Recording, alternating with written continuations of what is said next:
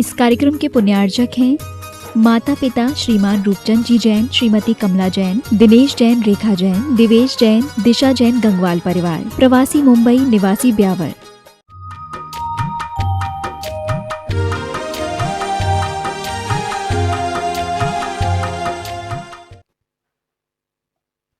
आचार्य पूज्य पाठ के चरणों में गुरुदेव ने मंडलाचरण के रूप में ही कुछ पंक्तियां प्रस्तुत की है। पूज्य पाद गुरु पाद में प्रणाम हो सौभाग्य, पाप ताप संताप घट और बड़े वैराग्य। पूज्य पाठ के उन चरणों में प्रणाम करने से हमारा भी पाप ताप और संताप ये घटेगा और वैराग्य बढ़ेगा। इनका मूल नाम वैसे आचार्य पूज्यपाद स्वामी का देवनंदी जी था, लेकिन और पूज्यपाद इनकी उपाधि है। देवता लोग इनके चरण कमलों को पूजते थे, इसलिए इनका जो है नाम ही पूज्यपाद हो गया। वह उपाधि रह गई और मूल नाम गौण हो गया। और वैसे भी अनेक रचनाएं इन्होंने की। सर्वार्थ सिद्धि में जो परिभाषाएं है, क्योंकि लक्षण में पूज्यपाद जैसी सानी नहीं, प्रमाण में अकलंक जैसे देव नहीं। प्रमाण अकलंकस्य पूज्यपाद स लक्षणम। बस पूज्यपाद जो है लक्षण में एक एक जो परिभाषा है उन्होंने बताई है, बिल्कुल सटीक और मतलब उस शब्द के बिल्कुल नज़दीक जाने के लिए हमारे लिए उपयुक्त होती है। ऐसे पूज्यपाद स्वामी के इस समाधि तंत्र में कल अपन ने इसके पूर्व जो 32 नंबर की जो कारिका थी उसमें अपन ने जाना था कि पहले पंचेंद्रिय के विषयों को छोड़ो। जब तक पंचेंद्रिय के विषयों को नहीं छोड़ेंगे तब तक आत्मा को प्राप्त कर नहीं सकते। उसका आनंद लेना है तो पहले हमें समन दमन और उसको अलग करना होगा, उससे अपना अटैचमेंट हटाना होगा, तभी आत्मा के समीप पहुंच सकते हैं। आज अभी जो यहाँ पर दिनेश जी अध्यक्ष जी दिनेश जी गंगवाल ने जो भजन प्रस्तुत किया, हमने सोचा इनको कैसे मालूम कि यही कारिका अपन को लेना है, तो वो भी पढ़ के आए होंगे पहले। तो उन्होंने स्वानुभव के बिना भ्रमता ही रहा हूँ मैं, ये जो भजन गाया बहुत ही मार्मिक और अच्छा भजन उन्होंने प्रस्तुत किया। जोरदार उनके लिए एक बार आप लोगों को करना चाहिए सम्मान, है ना। हाँ, धीरे धीरे करते हैं। ये हमारे बताती है कि महाराज जी हाथ में पॉइंट होते हैं तो उनके पॉइंट भी दब जाते हैं, जिससे वो स्वस्थ हो जाते हैं। डॉक्टरनी भाई भी बैठी हुई यहाँ पे। चलिए, तो ये अपन ने कल बात की पंचेंद्रिय के विषयों को, या पहले भी 2-3 कारिकाओं में बताया। आज भेद विज्ञान का महत्व बता रहे हैं, यानी आत्मा का जो स्वरूप है शुद्ध है और शाश्वत है। शाश्वत का मतलब क्या हुआ कि जिसका कभी विनाश नहीं होगा, लेकिन उस अविनश्वर आत्मा की ओर दृष्टि न रख के यदि हम केवल मात्र उसे ऊपरी ऊपरी तप करते रहेंगे तो क्या होगा? कुछ नहीं होगा। जो पूज्यपाद स्वामी बोल रहे वो होगा। जो आचार्य पूज्यपाद स्वामी ने हजारों वर्ष पूर्व लिख दिया वह होगा। क्या होगा? उन्हीं से पूछते हैं 33 नंबर की इस श्लोक में। यो न वेति परम देहा देवे मात्मानमव्ययम् लभते सन निर्वाणम् तप्त्वापि परमं तपः। लभते सन निर्वाणम, इसके उच्चारण से आप लोग समझ गए होंगे कि न निर्वाणम लभते स, वह निर्वाण को प्राप्त तो होगा ही नहीं। कौन? यो न वेत्ति परम देहा, जो कोई भी इस प्रकार से देह से परम भिन्न अव्ययम अविनाशी आत्मानम, आत्मा को न वेत्ति, नहीं पहचानता है, नहीं जानता है, नहीं वेदन करता है। विद धातु है ये, तो वेदन है, नहीं वेदन करता है, नहीं अनुभव करता है। ऐसा व्यक्ति जो शरीर को आत्मा से, आत्मा को शरीर से पृथक अनुभव महसूस नहीं करता है, उसका क्या होता है? स वह परमम तप है, छोटा मोटा नहीं।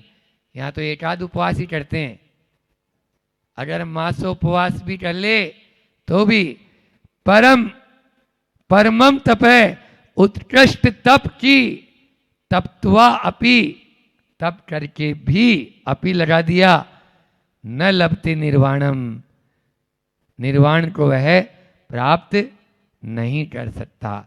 स्वर्ग तो मिल जाएगा लेकिन मोक्ष नहीं मिल जाएगा, अटक जाएगा बीच में। समझ में आ रहा है?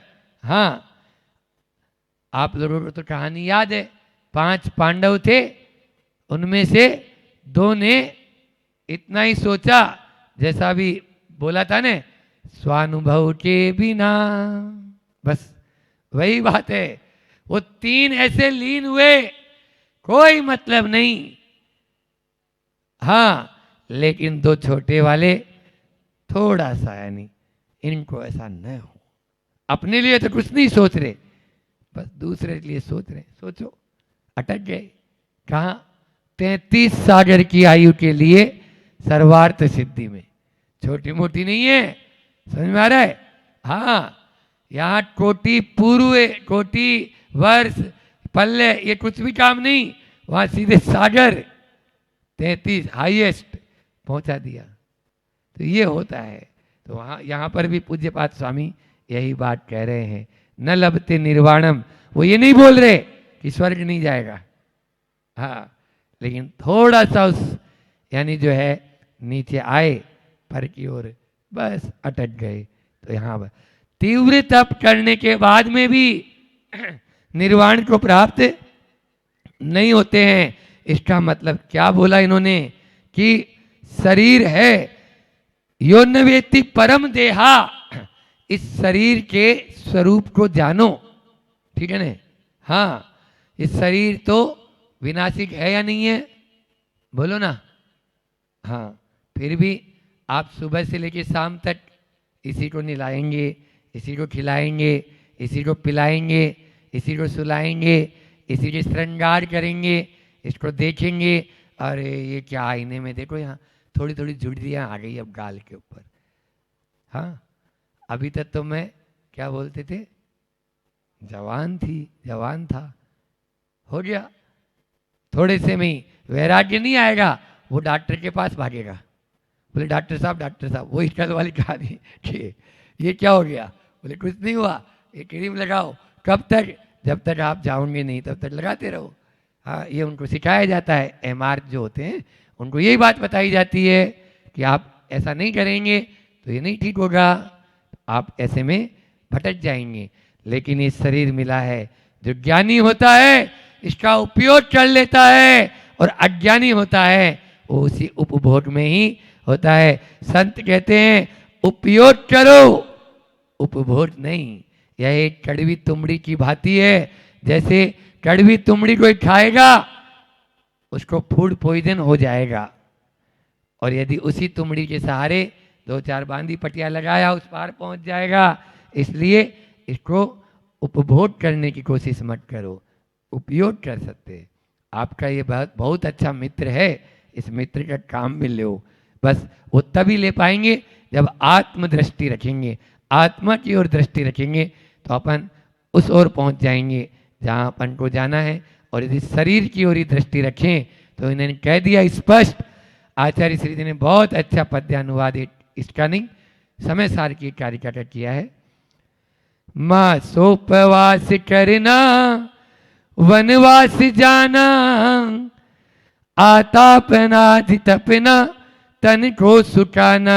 दिनेश जी का भजन पूरा वही था, मैं बोल रहा हूं ना कि वही भजन का कि मासोपवास करना वनवास जाना, आतापनाधि तपना तन को तपाना।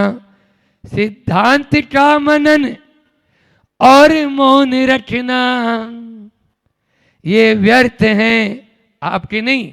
दिनेश जी ने अपनी भूमिका के अनुसार सही बोला था कि महाराज जी तो है, ठीक है, आपके लिए अब मैं बोल रहा हूं, ये व्यर्थ हैं श्रवण के बिन साम्य पाना, बिन समता धरना, बिन भेद विज्ञान करना। जब तक भेद विज्ञान नहीं होगा तो खाली इनको करने से कुछ नहीं। कल जैसे आया था कि वो अपना सिर फोड़ रहा है, हाँ, अकेले बाल तप कहा इनको, हाँ, बाल व्रत बाल तप की संज्ञा दे दी, उल्टे लटक रहे हैं। और ऐसे नहीं, आप जाओ अमरकंटक के उधर कंदराओं में, पेड़ों के ऊपर लटके हुए हैं, कितने दिन से लटके हैं पता ही नहीं। बोलो बाबू, नहाना धोना कुछ नहीं, पूरा शरीर बाल आदि बढ़ा रखे हैं। ये सब क्या है? बिना ज्ञान के वह फलदायी नहीं होगा। इसलिए ज्ञान होना जरूरी है, और ज्ञान होके चलेगा नहीं तो भी फलदायी नहीं है। वही कहानी याद रखो, एक जंगल में तीनों पहुंच गए, एक अंधा था, एक लंगड़ा था। बोलो, हाँ, अंधा होगा, आग लग गई। अंधे और लंगड़े की कहानी सुनी ना। अब वो जंगल के बाहर आना है, अंधा चिल्ला रहा है और लंगड़ा चल नहीं पा रहा है, दोनों चिल्ला रहे हैं। अंधा दिख नहीं रहा किधर जाऊं, और लंगड़ा सोच रहा है मैं चलूंगा कैसे, पांव तो मेरा टूटा है। दोनों तब एक गुरु पहुंचे, भैया अंधे की पीठ पर तुम लग जा और तुम रास्ता बताते जाना और ये चलता जाएगा। बस ज्ञान और आचरण यही काम का है। ज्ञान से हमें आंखें मिल जाती है, बस आचरण पांव का काम करने लग जाते हैं और हम इस विशाल जंगल से बाहर निकलकर आजाद हो सकते हैं। लेकिन वो तब होंगे जब अपन इनका सही इस्तेमाल करेंगे। अकेले केवल उच्चारण मात्र से नहीं, भेद विज्ञान भी कई प्रकार का होता है। हाँ, एक होता है कर्म नो कर्म रूपी भेद विज्ञान। कर्म अलग नो कर्म अलग। हम सोचते हैं इस नो कर्म को सुखा देंगे तो कर्म सूझ जाएंगे, 3 काल में नहीं। हाँ, जब तक अंदर वाला मटेरियल नहीं सुखाओगे ना, कसाय है या हमारे अंदर के जो परिणाम भाव है, उनको भी केवल नो कर्म को सुखाने मात्र से कुछ नहीं होना, ये भी सत्य है। तो कर्म और नो कर्म रूपी भेद विज्ञान लिख लो। दूसरा है गुण गुणी रूपी भेद विज्ञान। गुण गुणी रूपी भेद विज्ञान क्या है? गुणी कौन और गुण कौन? हमारा ध्यान गुणों की ओर तो जा रहा है, उस गुणी की ओर जा ही नहीं रहा। ड्राइवर के बिना गाड़ी का कोई महत्व नहीं है। ले आना कितनी महंगी से महंगी गाड़ी, समझ में आया? तो गाड़ी का महत्व तब है गुणी को पहचानो। गुण अपना आप आपके पास में, इसलिए हमारे यहाँ गुणों की पूजा बताई। किसके लिए? उस गुणी का उद्धार करने के लिए। और तीसरा है पर्याय, पर्याय पर्यायी रूपी भेद विज्ञान। ये भी भेद विज्ञान है। हम क्या करते हैं, पर्यायों में उलझ जाते हैं, पर्यायी का ध्यान ही नहीं। बोलो, हाँ, पर्यायों में ही अपना सर्वस्व हमने समय निकाल दिया है। ये लड़का है, ये लड़की है, ये छोरा है, ये छोरी है, ये औरत है, ये आदमी है। इसी प्रकार से गरीब है, इतनी पर्याय पर्याय पर्याय, ये देव है, ये नारकी है। ये ही पर्यायों में उलझते उलझते तो अपन यहाँ तक आए। पर्याय का नहीं, पर्यायी का सम्मान करो। और अंतिम जो आप लोगों के लिए बहुत ज़्यादा जरूरी है, इंद्रियों से क्या ग्रहण करना और क्या ग्रहण नहीं करना, ये भी वेद विज्ञान है। जिसको हे और उपादेय सबसे महत्वपूर्ण यही है अभी। और तीनों भी महत्वपूर्ण है, लेकिन उनको श्रद्धान रूपी मानो, इसको आचरण रूपी। आप कर्म नो कर्म गुण गुणी पर्याय पर्यायी और इंद्रियों के द्वारा क्या ग्रहण करना है और क्या ग्रहण नहीं करना, तो आपके ऊपर वाले भी तीनों ठीक हो जाएंगे। लेकिन हम उस पर ध्यान ही नहीं दे पाते, हमें किस और जाना है यही मालूम नहीं। हमें तो बस इन पांचों इंद्रियों को जो अच्छा अच्छा लग रहा है ना, वही हमारे लिए अनुकूल हो जाता है। थोड़ा सा भी यदि चुभने लगे तो हम बोलते हैं इसको हटाओ यहाँ से। हाँ, चाहे वो बात हो और चाहे वो और कोई चीज हो, इस पर्सन इंद्रिय के संबंधित हो, तो इस प्रकार से इनसे बचना है। यहाँ पर ये तभी होगा जब भेद विज्ञान अपना पुष्ट होगा। अभी बताएं, कल गुरु जी के चरणों में एक पहुँचे थे अपने बारामती के 2 महीने पहले, 40 दिन पहले जब अष्टानिका शुरू हुई, उसके पहले 1-2 दिन पहले पहुँचे। उनका नाम था बालचंद जी काका सिंघवी, समझ में आ रहा? हाँ, सिंघवी। और उनकी गुरुजी इतना बोलते, वो इतना त्याग करते, गुरुजी भी उनको देख के बहुत प्रसन्न होते। और कल 4:55 पर उनकी एक उत्कृष्ट संलेखना समाधि गुरुजी चरणों में बहुत अच्छी संलेखना हुई है। हर व्यक्ति को ऐसी भावना भाना चाहिए कि बस गुरु चरणों तक पहुंचे। अभी वही चर्चा चल रही थी कि किस प्रकार से भवितव्यता होती है। भेद विज्ञान जब पुष्ट होता है, अपना आप सानिध्य भी मिलता है।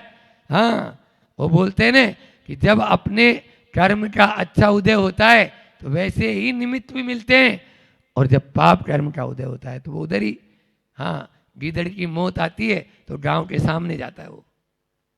समझ में आ रहा है? ये कहावत है। तो ये उल्टा चलता है, लेकिन कुछ पुरुषार्थ भी उसमें होता है। उन्होंने समय पर पुरुषार्थ किया और वो वहां पर पहुंच गए। अभी तो समय नहीं, कभी बताएंगे। इसी प्रकार से 2 महीने पहले लगभग, अभी नहीं, ये 2019 की बात है, जब नेमावर में थे, गृहस्थ अवस्था के हमारे जो पिताजी थे, वो भी 2 महीने पहले गुरु चरणों में आए और गुरुजी उनको नमोकार मंत्र सुना रहे हैं, चत्तारी दंडक सुनाया, और उनकी अंतिम श्वास पूरे 36 महाराज चारों तरफ खड़े हैं और गुरुजी उनको सुना रहे हैं। ये है भेद विज्ञान की पराकाष्ठा। तभी होता है जब अपने अंदर में इस प्रकार के अभी से संस्कार अपन बार बार दुख कहो, कम कहो, बोई लाओ, सुजई रमणम समाई मरणम जिन गुण संपत्ति हो मध्यम। ये तभी होगा जब प्रतिपल हम इस भेद विज्ञान को याद रखेंगे। लेकिन बस अभी तो हम क्रियाएं कर रहे हैं। कोई से पूछें क्यों कर रहा है, बोले भैया सब कर रहे हैं सो हम कर रहे हैं। तो ऐसा मत करो, सब कर रहे हैं ऐसा नहीं, हमें अपने अंदर में उसको लगाना है। तभी ध्यान रखना, जो भेद विज्ञानी हैं इस कारिका के माध्यम से भी आगे बताएंगे कि हजारों वर्षों में जो निर्जरा भेद विज्ञान के अभाव में मुनि महाराज भी नहीं कर सकते, भेद विज्ञान हो जाए तो वे ही मुनि महाराज क्षण मात्र में, उच्छ्वास मात्र, वहां आचार्य कुंद भगवान ने कहा उच्छ्वास क्षण मात्र, उच्छ्वास मात्र में वो कर्मों की निर्जरा करके अपना बेड़ा पार कर लेते हैं। देख लिए अपन वहां पर भी आता है, जब बाहुबली भगवान का अर्घ चढ़ाते हो कि यहाँ ते शिवपद पाया ना, है न, हूँ शुद्ध निराकुल सिद्धो सम बहु लोक हमारा वासाना, रिपुराग रुद्वेश लगे पीछे, यहाँ ते शिवपद पाया ना, नहीं पाए ना, क्यों? खड़े थे, लेकिन अभी इतना सा थोड़ा सा है कुछ, बस वो जो है वो अभी पूर्ण रूप से उनको नहीं आत्मा में उतार पा रहा है। इस प्रकार से ख्याति, पूजा, लाभ आदि से बचते हुए इस जो बाने को हमने पहना है उस बाने का ध्यान रखें। जो व्रतों को अंगीकार किया है उनको उसी रूप आगे चलेंगे तब होगा। कहते हैं ना, आचार्य श्री जी का बहुत अच्छा हाइकू याद आया कि सांप ने छोड़ी कांचुली, सांप ने छोड़ी केचुली, वस्त्र छोड़े विष तो छोड़ो, वस्त्र छोड़े विष तो छोड़ो। अभी विष छोड़ना जरूरी है, जब तक वो भीतर का विष नहीं निकलेगा तब तक ऊपरे ऊपरे स्वानुभव के बिना वही बात आएगी। तो बस उस अनुभव को अपन को याद रखेंगे तो यह समाधि तंत्र का अपना स्वाध्याय करना सरल सार्थक हो जाएगा। पद्य अनुवाद समय आप लोगों का हो रहा है। पद्य अनुवाद लेकर अपनी वाणी को विराम करूंगा। आप लोग भी मेरे साथ बोलेंगे। सबके हाथ में किताबें अब तो। दुर्गंध रक्तमल पूरित देह को जो है मानता न यति बिन न निजात्म से ओ निर्भीक यद्यपि करे तप भी करारी तो भी उसे न वरती वह मूर्ति नारी।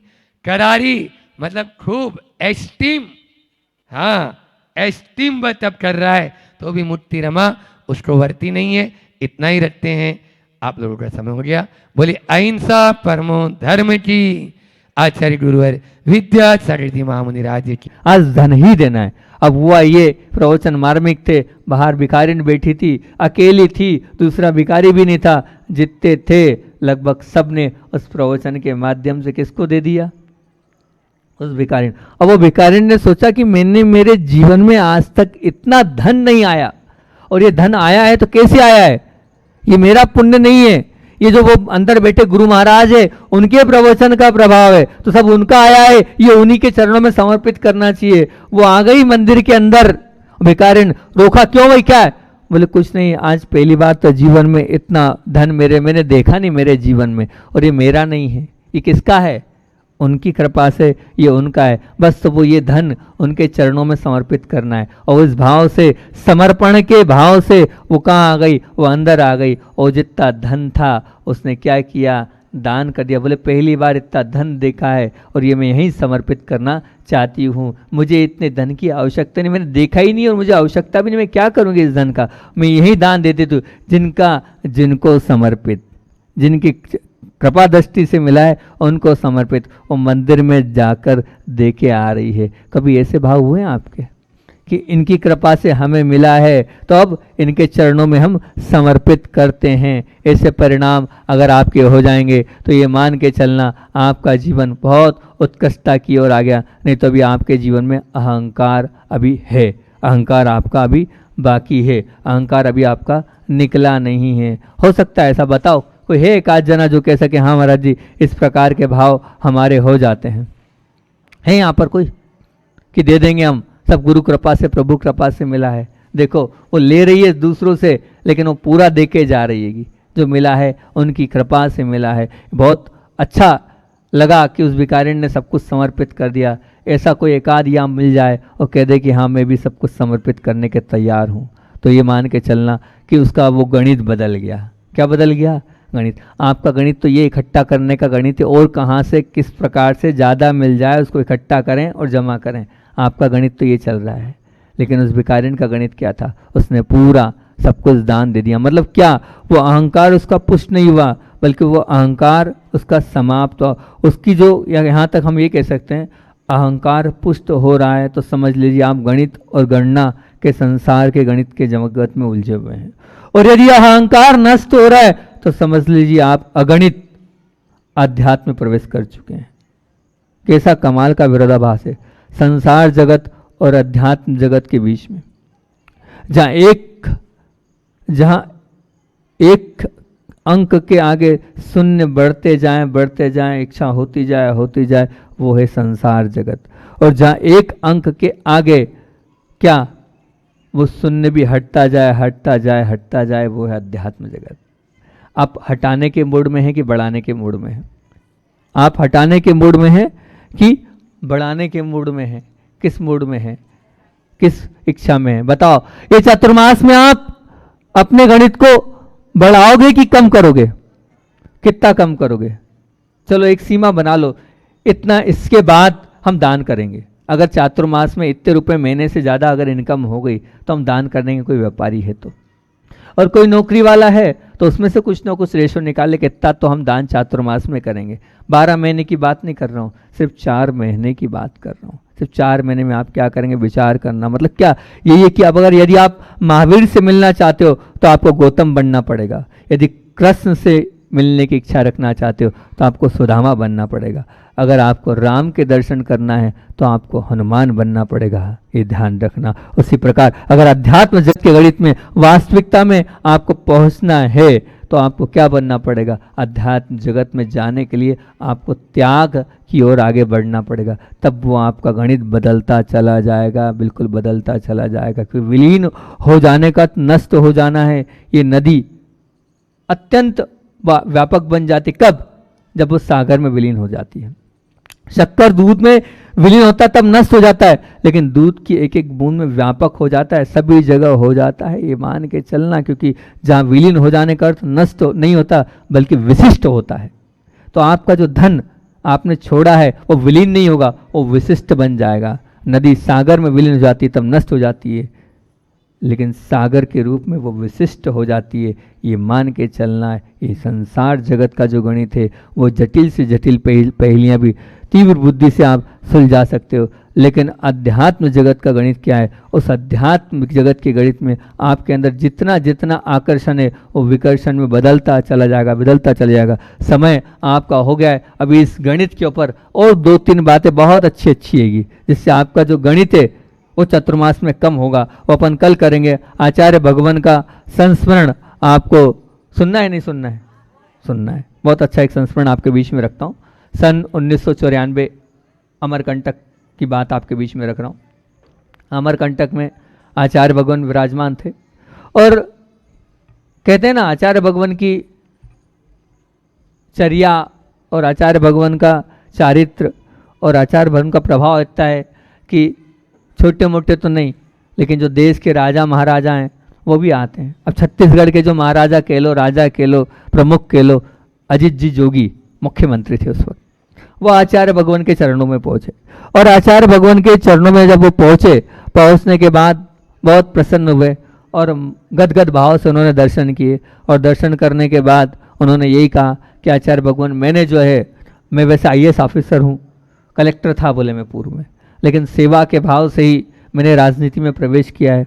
धन की कोई अपेक्षा नहीं है, लेकिन सेवा ही की इच्छा है, इसीलिए मैं ये हूँ। और अभी मैं मुख्यमंत्री के दर्जे से इस छत्तीसगढ़ में हूँ, और मेरा सौभाग्य है कि आप मेरे प्रदेश में आए हैं, इसलिए आप प्रदेश में आए हैं तो मैं आपके लिए वंदन अभिनंदन करने आया हूँ। अभी अभी छत्तीसगढ़ अलग से हुआ है, और इस छत्तीसगढ़ में जो है अमरकंटक आ रहा है।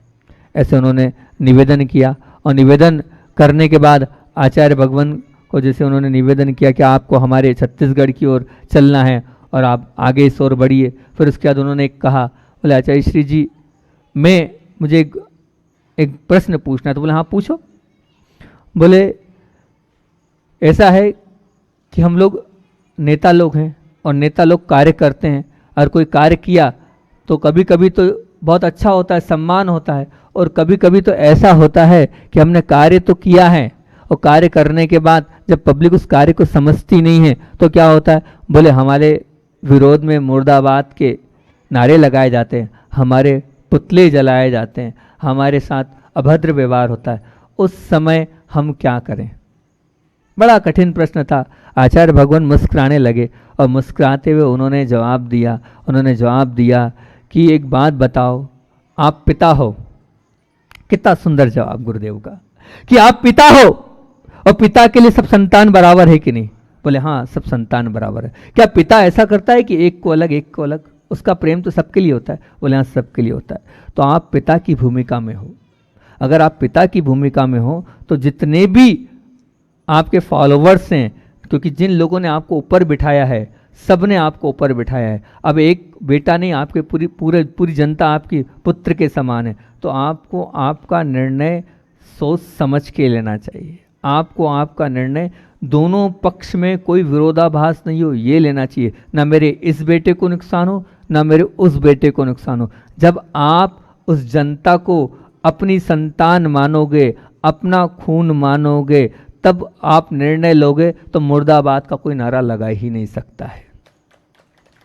मुर्दाबाद का नारा लगा ही नहीं सकता है। आपके अंदर से ये मत करना कि इस दल का है, इस दल की मांग है तो इसकी पूरी करूं, उस दल का है उसकी मांग है तो मैं पूरी करूं। यहां आपके मत में मतभेद हो जाता है, इसलिए मुर्दाबाद के नारे लगते हैं। जिंदाबाद का नारा चाहते हो तो प्रत्येक जितनी भी जनता है सबको अपने बेटे के समान मानो। बस आप अपनी संतान समझ लोगे तो मुर्दाबाद के नारे 3 काल में लगेंगे ही नहीं। बहुत बढ़िया। फिर दूसरा प्रश्न किया कि आचार्य भगवान ये जो राजनीति में धर्म आ गया हैगा, तो आचार्य श्री जी ने उसका बहुत सुंदर उत्तर दिया। उन्होंने कहा कि राजनीति में धर्म आ गया है तो ये और वो धर्म को ले भी आए और धर्म से वो आगे भी बढ़ गए, तो ध्यान रखना उन्हें धर्म तो आज किया है लेकिन उनके कर्म जो हैं वो खराब हो जाएंगे, उनके कर्म खराब हो जाएंगे। चिंता मत करना, आज नहीं तो कल उनको उसका जो दुष्परिणाम है वो भुगतना पड़ेगा। लेकिन अगर आप में सत्यता है तो आप धर्म को धर्म के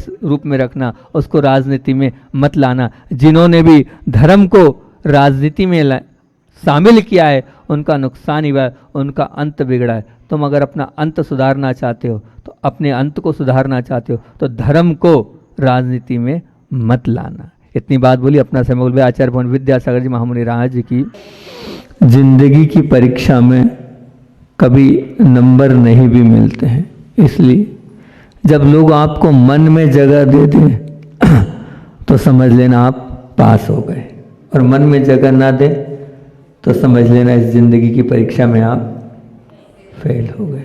एक राजा था, बहुत विशाल सेना थी, बहुत बड़ा साम्राज्य था और सब प्रकार के सुख सुविधाओं से युक्त था।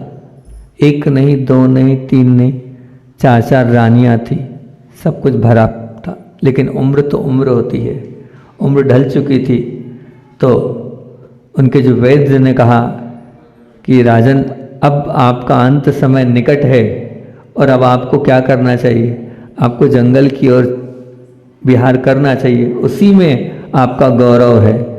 तो उन्होंने सोचा ठीक है, मैं जा तो रहा हूँ जंगल की ओर, तो अब राज्य अपने सुपुत्र को सौंप कर राज्याभिषेक कर कर फिर उसने सोचा क्यों ना अपनी रानियों में से किसी से कहूँ कि तुम लोग भी चलो जंगल की ओर। सबसे पहले वो अपनी जो नई नई शादी हुई थी 4थी रानी उसके पास पहुंचा और उससे उन्होंने कहा तो ऐसा ऐसा है और हमें कहाँ चलना है, जंगल की ओर, मुझे आशा है साथ चलोगी। तो उसने कहा क्या कह दिया, साफ साफ मना कर दिया। बोले मैं आपके साथ चलने के लिए तैयार नहीं हूँ, आप तो यहाँ रहो तो आपके साथ हूँ, बाकी आपके साथ चलने को तैयार नहीं हूँ। बड़ा मन उदास हो गया कि देखो क्या है ये। फिर वो जो उसकी 3री रानी थी उस 3री रानी के पास पहुँचा और 3री रानी से बोले ऐसा ऐसा भाव है और मैं चाहता हूँ कि आप हमारे साथ जंगलों में चलो, वहाँ अपन तपस्या करेंगे। तो जो 3री रानी थी उस 3री रानी ने क्या कहा, उसने कहा आप अब अभी जाना हो तो अभी जाओ, मैं आपके साथ नहीं, मैं तो दूसरे से विवाह करने के लिए तैयार हूँ। अब उसको और बुरा लगा कि ये तो चलना तो ठीक है लेकिन मैं छोड़ के जाऊँगा तो कहाँ, दूसरी शादी कर लेगी। हे भगवान। और अंदर से वो बहुत आकुल व्याकुल हुआ। उससे फिर वो 3री रानी के पास पहुँचा और 3री रानी के पास पहुँचा, 3री मतलब उसको हम कह सकते हैं दूसरी, 4थी 3री दूसरी रानी के पास पहुँचा। अब जो दूसरी रानी के पास पहुँचा उसने पूरी बात समझी, क्योंकि बहुत बुद्धिमान थी वो, समय समय पर बहुत सारी राजनीति मामलों में वो उनका साथ देती। तो उन्होंने कहा बोले ऐसा कर सकते हैं, आप जाइए तपस्या करिए, लेकिन हाँ आपकी जब समाधि होगी तो बड़े शाही अंदाज में आपका हम सब कुछ जो है मरण संस्कार करा देंगे। अब उसे लगा ये इसने ऐसा जवाब दिया। अब उम्मीद नहीं थी, जो पहली रानी थी जिसको वो भूल चुका था, जिसके पास वो जाता था नहीं था, अब वो जो पहली रानी वो मिली, आप चिंता नहीं करो मैं आपके साथ चलने को तैयार हूँ। वो तैयार, वो बड़ा खुश हुआ और वो जंगल की ओर गया।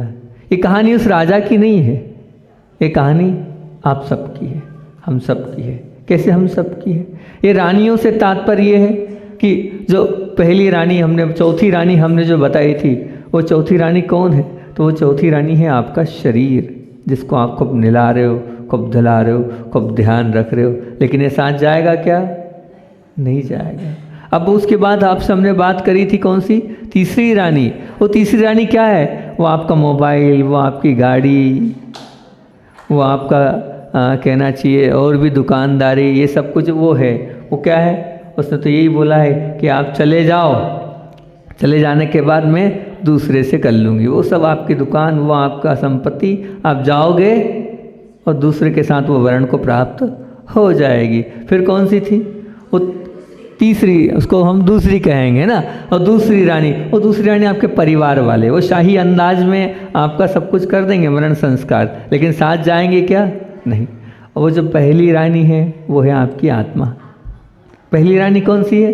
वो है आपकी आत्मा। वो आपके साथ जाएगी और आप उससे बात नहीं कर रहे हैं, आप उससे नहीं मिल रहे हैं और उसके साथ आप रहने को तैयार नहीं है। ये बहुत बड़ी विडंबना है। जो हमारे साथ है हम उसका साथ देने को तैयार नहीं हैं, और जो साथ नहीं जाएगा हम उसके पीछे पागल हैं, उसी के पीछे अपने आप को समाप्त करते जा रहे हैं। ये सत्य है। अपनी चर्चा चल रही थी कि 4 प्रकार के परिवर्तन की बात मैंने आप लोगों से करी थी कि सबसे पहले आपको ज्योग्राफी, अपना भूगोल बदलना होगा, मैथ्स आपका गणित बदलना होगा, कॉस्टिंग आपकी कीमत बदलनी होगी, साइंस आपको अपना विज्ञान बदलना होगा, और हमने उसमें यही कहा था कि धर्मी का भूगोल क्या है? या तो सद्गति या परम गति, क्योंकि उसके जीवन में, जिसके जीवन से दुख, दोष, दुर्बुद्धि जो है वो निकल जाए और क्या आ जाए? सद्गुण, सद्बुद्धि, और सद्बुद्धि के साथ साथ ये मान के चलना कि बुद्धि और अच्छी बन जाए, ये हैगा धार्मिक जगत। संसार जगत की वास्तविकता आपके सामने रखी थी कि शरीर स्वस्थ, मानसिक शांति, चारित्र निर्माण, ये किस पर डिपेंड है? ये स्थान पर डिपेंड है। जिस स्थान पर आप रहते हो, मतलब भूगोल पर डिपेंड है। जहाँ भूगोल का अर्थ क्या बताया था? भूगोल का अर्थ कहा था गति। भूगोल का अर्थ कहा था गति, जो कि मति से जुड़ी हुई है। भूगोल का अर्थ है वो भाव जो भाव से जुड़े हुए हैं। और इसी बात को और आगे हमने आपसे कहा था कि वो भूगोल क्रिकेट के हार जीत में किसका महत्व होता है? पिच का महत्व होता है। उसी प्रकार आपके जीवन में अगर आपके मन को सुधारना है और मन को अच्छा बनाना है तो उसमें काय की भूमिका है? वो आपको प्राप्त आपकी गति की भूमिका है। गति अच्छी होगी तो सब अपने आप अच्छा होता चला जाएगा। लेकिन गति जब होगी जब अपने मन को आप कंट्रोल में रखोगे। लेकिन मन कंट्रोल में नहीं होता तो हमने ये कहा था, संसार जगत ये कहता है कि भाव को कलुषित न होने देना संभव तो है परंतु अत्यंत कठिन। It is a possible but difficult. लेकिन अध्यात्म जगत कहता है it is difficult but possible. हम चाहें तो सब कुछ कर सकते हैं और करके भी बता सकते हैं। फिर अपन ने गणित की बात करी थी, और उस गणित की बात में अपन ने करी थी, भले तुम मुझे केवल रेगिस्तान देना पर मैं चल सकूं ऐसा कह देना, चरण देना। भले हर पर उलझन देना पर मुझे मेरा जो हृदय है वो मजबूत देना। मैं बोलूँ बात में, होठ खोलूँ बाद में, प्रथम तो मुझे आचरण देना। परम तत्व को पा सकूं मुझे ऐसा एकाध क्षण देना। ये वाली बात अपन ने गणित का विषय जो प्रारंभ किया था और उसमें करी थी। और उसमें एक बात बहुत अच्छी बोली थी कि गणित मतलब क्या? जहाँ तलहटी पर जो अपने आप को शून्य होता है वो शिखर पर जाकर पूर्ण बन जाता है, और जो तलहटी पे अपने आप को पूर्ण मान बैठा है वो शिखर पर जाकर अपने आप को शून्य मान लेता, शून्य बन ही जाता है। मान क्या ले, वो शून्य ही बन जाएगा। ये गणित की बात करी थी। और उस गणित में ये कहा था कि प्रत्येक सफलता में अहंकार शक्तिशाली बन जाता है। संसार का गणित है। जितने जितने आप सफल बनते जाएंगे संसार में उतना उतना आपका अहंकार का गणित बढ़ता चला जाएगा। और अध्यात्म जगत में क्या है? अध्यात्म जगत में प्रत्येक सफलता में अहंकार शक्तिहीन बनता चला जाता है। जो सच्चा आध्यात्मिक व्यक्तित्व होगा उसका वो जो अहंकार है वो समाप्त, वो अहंकार क्या होता चला जाएगा? वो गौण होता चला जाएगा। और फिर बहुत अच्छी एक कहानी आपके बीच में भिखारिन की वो रखी थी कि उसने सब कुछ समर्पित कर दिया था। मिला तो था गुरु कृपा से, लेकिन उन्होंने समर्पित कर दिया था। मतलब अहंकार को पुष्ट हो रहा है तो समझ लीजिए आपका जो गणित है, संसार का गणित तो प्रबल होता चला जा रहा।